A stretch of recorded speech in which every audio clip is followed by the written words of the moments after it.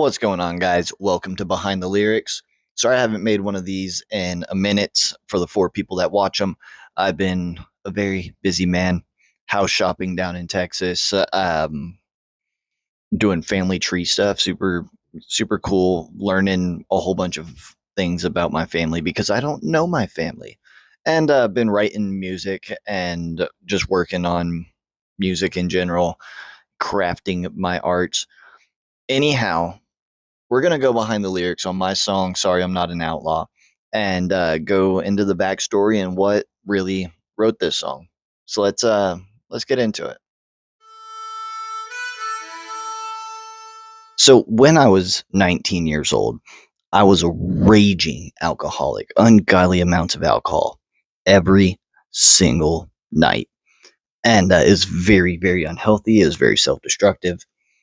I do not condone that type of behavior, even though I sing about it a whole lot. Anyhow, I got drunk one night. And I said, we're going to write a country song. And it's going to be so undeniably country. We're going to write a Jamie Johnson song. So I got drunk, picked up my guitar, strummed a chord, and just the words fell out of my mouth. My old man was an outlaw. And I was like, there's something there. So I scribbled some stuff on paper, came back over the course of about a week and finished those lyrics. Later on, I would take bits of it out because there was extra information in there that didn't have to be in there. And yeah, so I wrote the song over the course of about a week, and then years later came time to record it. So when it came time to record the song, I played it the exact same way that I had been playing it in bars for 7 years. And I sent it to the guy that does a lot of my drumming, and he's like, we're gonna tighten this up a little bit. And he recorded both guitars. There's a high guitar and a main guitar, and he dropped drum samples in there, the big booms and crashes and stuff that you hear throughout the song. He added those, and then he tracked the live drums. And he eventually added the bass. I sent it back to him to get bass on it. And my buddy Winston put the electric guitar there at the end. And then my buddy Kyle, who is listed as a feature on the song, played the harmonica throughout the song. And there was actually two takes that he did. That one of the takes was he played just pentatonic and was like, we're just gonna embellish the hell out of everything.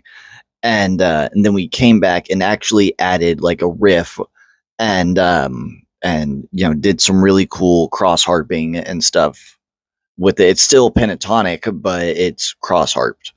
And yeah, so we did that, and then I mixed everything, and we got to where we are today with the song. So let's get into the part that actually matters most, and that is the lyrics. My old man was an outlaw. Guess I should be. So I have my lyrics up over here so that I'm not fighting to remember exactly what I said. And so the first verse, I said, my old man was an outlaw, so I guess I should be the same, but I never lived up to that name. And that, so about my dad, all right, this song, it sounds like my dad's dead. My dad's not dead. He is alive and well. So this song is written about the shadow that my dad left, right? My dad was born in the mid 70s. So growing up through the 80s and 90s, my dad was the outlaw kid, doing the outlaw thing, the wild stories that that people from that time tell. That's who my dad was. He was in trouble a lot because of it and everything.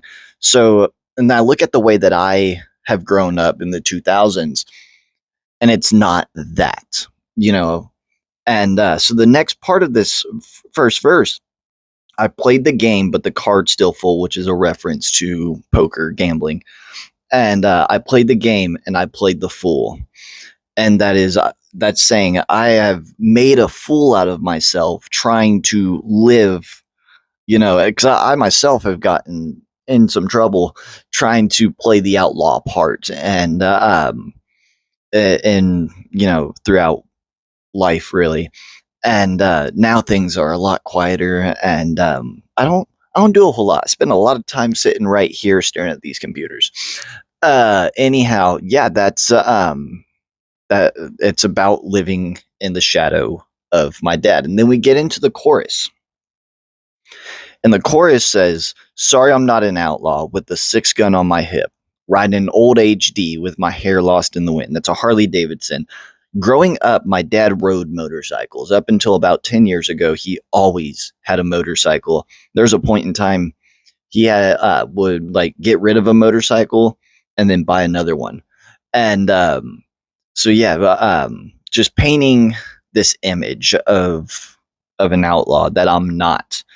And then I was, centered it back to myself. It's like I'll be the best man that I can while I'm stuck here in my youth. And that's like, being 19, I was referring to myself as a kid. At 27, I still refer to myself as a kid, even though I am a grown adult, sadly. Um, so I'll be the best man that I can while I'm stuck here in my youth, but I'll never be you. And I just like I wanted that gut punch lyric that comes through. That's just like, wow, like this is what he's talking about, right? And that is that's where my mind was at writing this song. When it came Getting into the second verse here, I wanted things to be a little more personal, and we'll talk about things that I took out that were very personal here in a minute. But when it came to brothers, you'd give anything. But when it came to family, you gave everything. So my dad was in the army for 10 years, from 98 to '08, and so this is actually a reference to his military service. That because you can ask my dad, he'll tell you these stories of when he was deployed and stuff. So whenever I'm talking about brothers, I'm not talking about my dad's brothers. I'm talking about his military brothers. But when it came to family, you gave everything. So uh, I was in a car accident in 2007, and my dad was emergency flown from his deployment back to Germany to take care of me and my sister because my mom had died in the car accident. And then we moved back to the States in 2008. And he, that's a recession. He couldn't hold down a job, and he was jumping job to job. And there was nights he didn't eat and things to take care of us as a family. So he gave everything. That's the reference there, and that's 9 words in that second line. When it came to family, you gave everything. That's 9 words that I put a few years into, right? And so then we come in and we're going back to my dad's youth, and but it's also a reference to him in the present day, or whenever I was 19 years old. You put your hands up when push came to shove, not in surrender, but in the name of. My dad was a fighter growing up, and like he constantly fought, whether he was fighting, his dad or kids at school or people at parties, whatever. That was like my dad fought, and it was putting his like you put your hands up, like not in surrender, but like I'm gonna stand my ground type of thing. And then we go through the chorus again. I'll never be So after the chorus, we get into the bridge, and then the variation of the chorus. And something I love doing is writing a separate chorus for the end. But so the bridge, there's a little sustain coming off of the chorus. It says, "I'll never be riding 95 down 173 in a single cab Chevy, just my buddies and me." 173 is a highway that runs through Kerrville, Texas, and which is where my part of where my dad grew up. My dad grew up in Hannibal. He was born in Illinois, grew up in Hannibal, grew up in Kerrville, Texas, and also California. And So, and then for the single cab Chevy, my dad had a 79 K10 short wide growing up. And so that is a reference to that.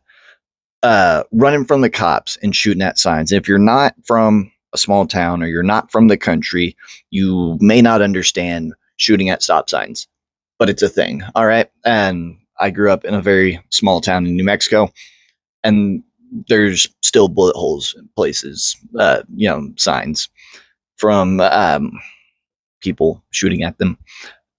Taking the dirt road and killing the lights. I was like, if you're running from the cops, how are you going to get away from kill the lights, right?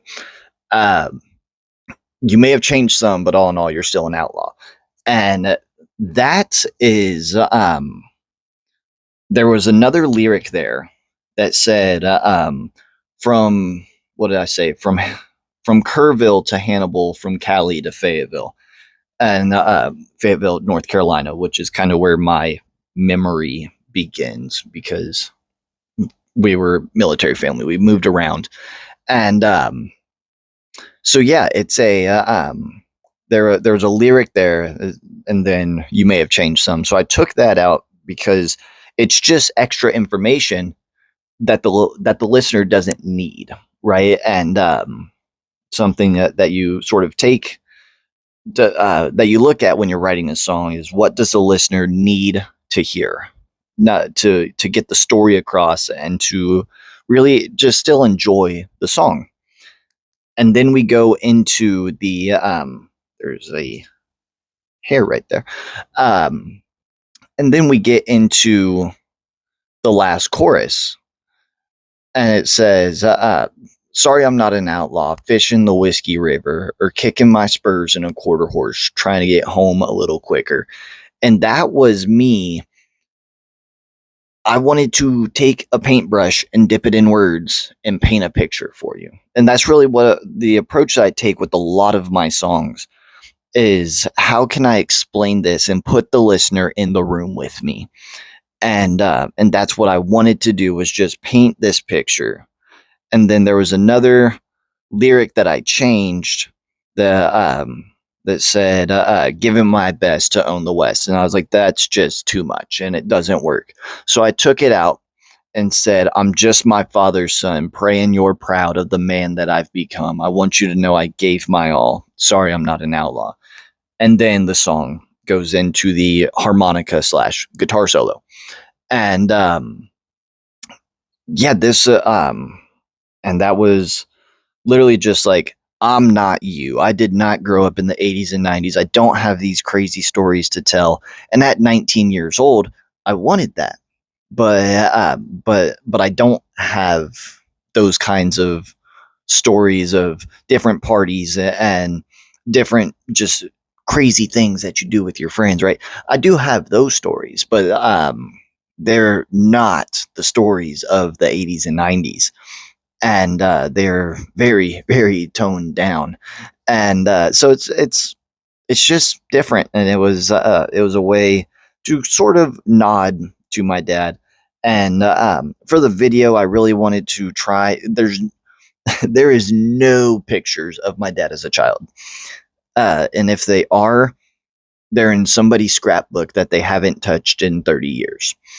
And I wanted some of these pictures, and I had reached out to my dad's brothers, and I was like, I wanted these pictures.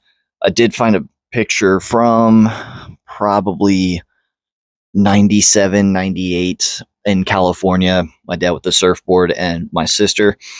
And but I wasn't able to find these pictures that I wanted to create sort of a slideshow for the music video, for the lyric video. And so I wasn't able to do that. So that's why there's not a lyric video for this, is because I wanted to actually pay homage to the stories that my dad would tell. So yeah, that is Sorry, I'm not an outlaw.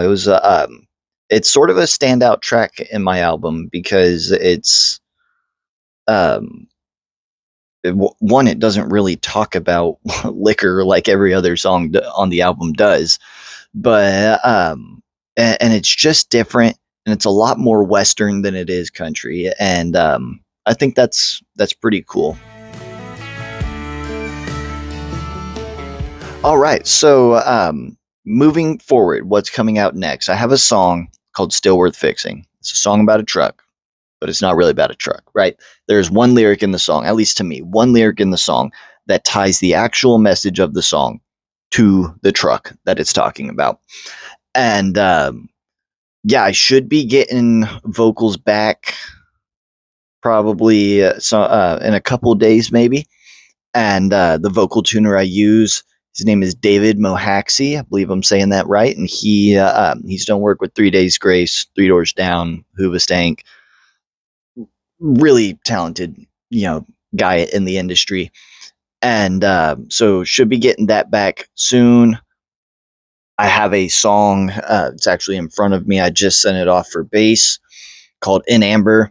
Was supposed to be a country ballad, and it has turned into a straight blues, like a John Mayer style blues. Very excited for that. So, "In Amber" is in the works. Headed South, I have the guitar for it. I just need to I need to get drums on it. It's on a little bit of a hiatus because I have other projects that I'm working on, like "Would Always End This Way." And this is a Southern rock song. It's a ballad. It's an emotional roller coaster. It's awesome. I sat down with a very talented guitar player and produced it. Got the roadmap drawn out for this song, getting demo stuff done. Super, super excited for how this song is going to turn out. After that, I have two songwriters I plan to work with on two different projects. One is with a songwriter producer. Her name is Abby Lauren. I had this idea called "Hollywood Got It Wrong." Basically, Hallmark love is not real. Okay, the airport scene, the crying in the rain, the coming back, the it all works out. Love isn't real. Okay, and I seen her picture and I was like, she watches rom-coms.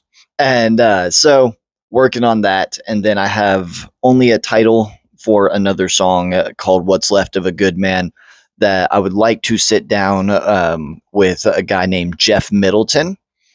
And let me bring this list up. He has worked with Jason Aldean, Miranda Lambert, Morgan Wallen, Trace Adkins, Josh Thompson, Jordan Davis, Randy Rogers, Lee Bryce, John Randall, Dean Brody, Southerland, Mason Ramsey. Yeah, you get the point. And then I have some Christian worship stuff I'm gonna be working on. So yeah, that's where we're at on that. These videos are pretty boring, but I also kind of enjoy making them. And anyway, I hope y'all have a great rest of your day, and be good to one another. God bless you.